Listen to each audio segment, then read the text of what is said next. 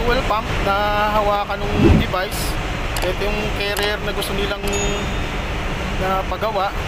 So ang mangyayari, ito lang yung gagawin, itong portion lang na to. Kasi wala na akong ibang materialis na magagamit para dito.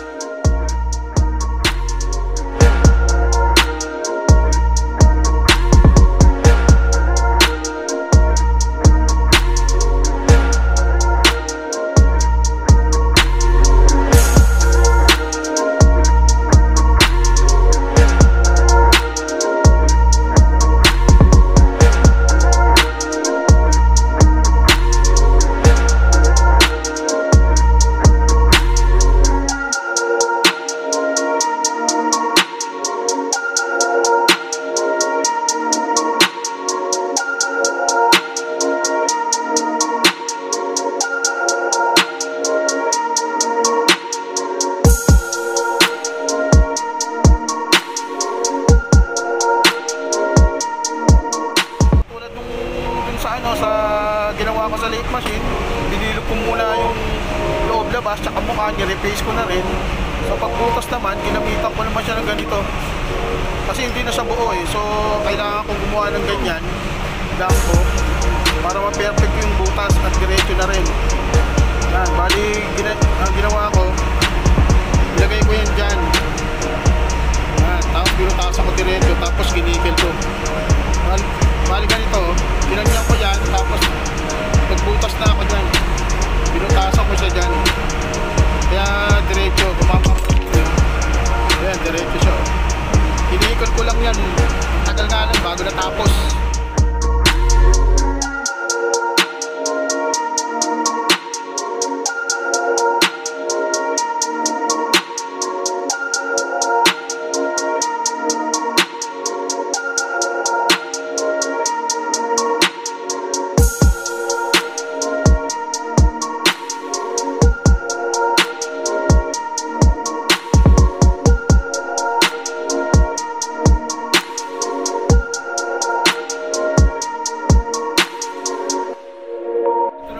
Lalagyan ng i-insert ko naman to sa loob.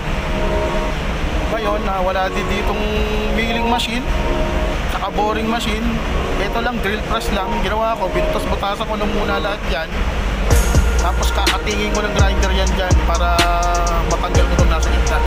Tapos ito, bali ito, papasok ko yun sa loob, yung ganyan yung tsura nya, bali yung gilid hanggang sa